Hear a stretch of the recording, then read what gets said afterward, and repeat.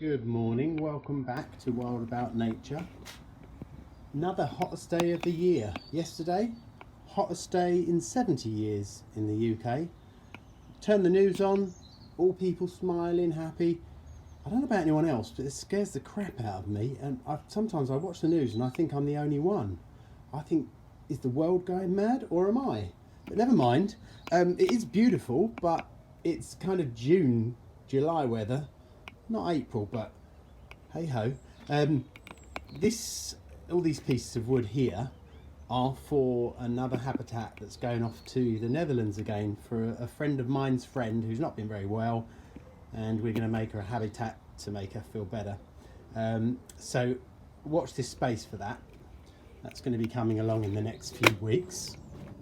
I'm just going to give you the plans for the day if you're interested. A few little tips and tricks for putting a pond in. I've done that before, but I thought I'd capture it at the right moment. This little macro pond, which has been really great, by the way, like amazing. It's got loads of newts in it. It's just getting very overgrown and shortly to become kind of overshadowed by these hawthorn trees that I've put in.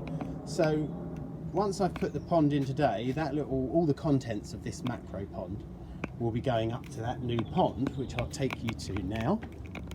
It's only like 9:30 in the morning, but it's absolutely gorgeous. See, I'm doing it now. I'll get some Pims out in a minute and start laughing on the camera. Okay, so this is where the excavations have been taking place. I know I moan about it all the time, but this earth is basically roots, flint, clay and chalk. It's just about the worst soil you can dig in, but on the positive side it is extremely strong and doesn't cave in. Or along that side of the garden there's a cliff, a 10-foot cliff. It's been there for about 20 years and never moved, so there are some plus sides. What I'm going to do today, now I've got the pond positioned with a level, I know it kind of fits. I don't know if you can see under there, but there is a gap underneath. See if I can zoom in. No, I can't. But there's a gap underneath which I've left. So I always leave enough gap all the way around so that the pond isn't pressing down on any hard earth which could have flints in it, and then even with a fiberglass pond like this it could crack it. So what I'm going to do now I've got that gap underneath, I'm going to chop a bit more out either end so it sits better, and I'm going to sieve this earth with my sieve, which is there, lift the pond out and put all that sieved earth, so there's no flints in it, underneath for a nice soft bed. And then when the water is put in it, it will press down on there but nothing will puncture it. Some people use carpet and cardboard and stuff like that. I think that's great for liners, but with fiberglass you need to do that little bit of extra protection because that weight is all pushing down, and the fiberglass itself does not flex so much as a butyl liner would, and therefore is more susceptible to cracking if there is something that's going to puncture it. So I'm going to crack on now, get that done. Once I'm at a point where the pond's all in and the earth's backfilled in a few hours, if I don't die from heat exhaustion like last night. I had a blotchy face and the strangest feeling, and I realised it was 95 degrees in this corner up here. The sun was kind of over there, and I realised why I didn't feel very well. I'm not particularly a spring chicken anymore. I should take it easy, but I just can't help myself. So I'll catch up with you in a minute. Now obviously this won't apply to everyone, because if you haven't got hideous ground, and like I have, well actually hideous for digging but not for wildflowers because they love it, if you haven't got that type of ground, then you could just use the earth that's there. And a lot of you might be asking, why the heck is he like doing all this work and not just putting some sand underneath, or what you'd find online if you looked on how to put a fiberglass pond in? Well, the reason is this is not only free, but also I'm not driving out to get sand, and the sand's got to be processed and then put in a plastic bag, and then I bring it back and drive it home, and this is all stuff I've already got. So just kind of before and after, it's fine for the purposes of this, but it won't apply to everyone. So the thing I do next is I've put 3 buckets of this, so you want it a couple of inches thick underneath. There's a little pile there. I'll put the last bucket in, level it off, and then fill it with water stamp it down and fill it with water and inundate it with water, because what it will do, it will help it find a level, which is what the base of the pond is going to sit on, and it'll be a lot easier to adjust. I'll do that now.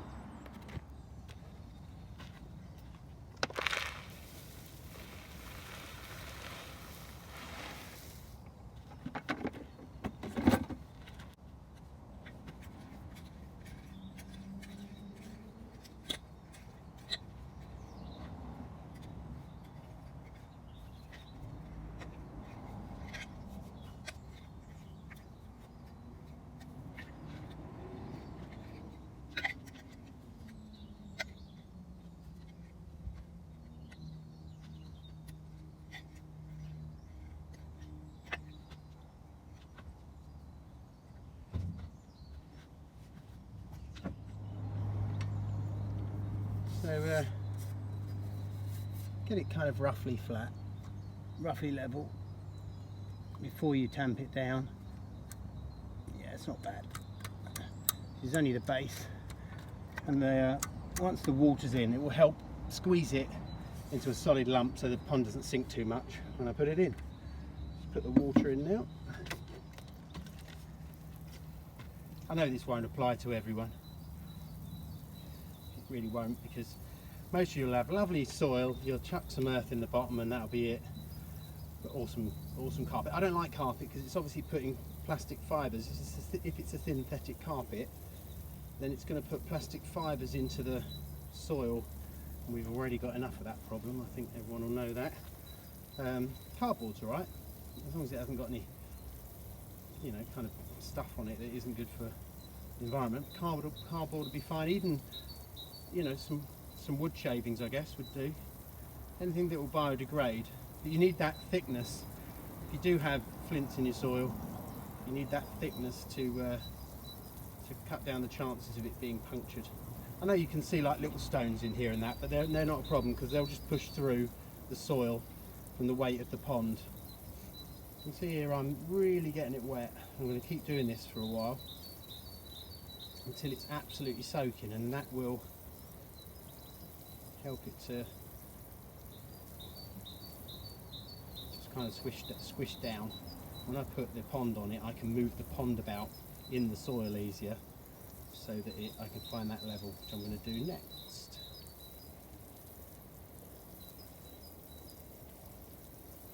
Okay, that's pretty much that. See you in a sec. Got my old dad helping me.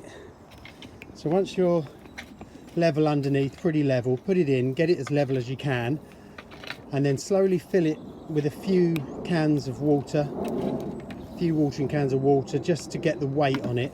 And it should find its own level to a degree, because water is naturally level, which it kind of has.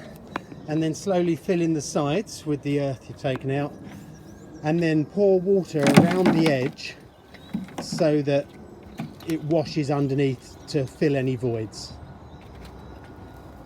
And for me, I've got lots of flints, so it's easy, but I'm pulling the flints out, and what I'm doing is, I forgot to mention this when I was talking about composting yesterday, so a slight tangent.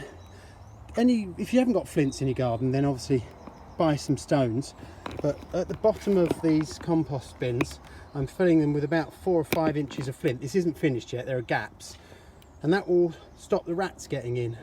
It won't stop earthworms, however, so there's no point putting a concrete slab at the bottom or filling it with gravel, because the earthworms won't be able to come up so easy. Flints, you know, naturally there'll be cavities, so I'll fill all these little holes, but the whole thing will have 4 inches of flint, and it'll stop the rats burrowing underneath and into the compost and causing the nightmare that was this compost, because that was a really quick one. I had to rig something up over winter, which I did, but with hindsight I should have spent the time doing it properly. But yeah, quick layer of flints will stop rats in the bottom of a compost bin. So, I am bushed. I'm going to have to do this in a two-parter, because I'm tired, and it is hotter than southern Italy today in this garden. And I've been working since 8 o'clock this morning, and the back, as people who've got a bad back will know, the back has been giving me signals that it's time to stop. So where have we got to? We've got the flints in, in both of those so they can start getting filled up with cat litter and also all our kitchen waste now.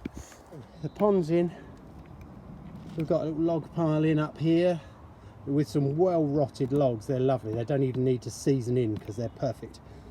All the remaining rocks are here in case I ever get a common lizard. I mean, next door I've had them, so that would be a perfect habitat for them now. I'm going to seed this up tomorrow, and then even pulled out all this stuff. Look, you know, anyone who's been watching this series will have known how much crap I've pulled out of the ground, but there's actually bags of cement under that log pile about 6 inches down. Whatever possessed someone to do that is beyond me. I just have to live with the consequences. It's just vile, isn't it? But another bucket of crap pulled out. This monstrosity of the old tree, my dad and I couldn't move it, so we're gonna have to think of probably a seat for it or something. Trouble is, I tried burning it. I was at my wit's end with it, and I tried everything. I tried burning it, so it's very charcoaled underneath. Wouldn't make a good seat, and it's pretty knobbly. It might make you smile when you sit on that. I'm going to do a second part tomorrow once I've seeded it up and filled it with water. What I'll probably do is the little macro pond that I showed you earlier on in this video. I'll probably transport it up here, and then we'll have a look in it, see what's in there, something like that. But thanks ever so much for watching. Cheers. Wishing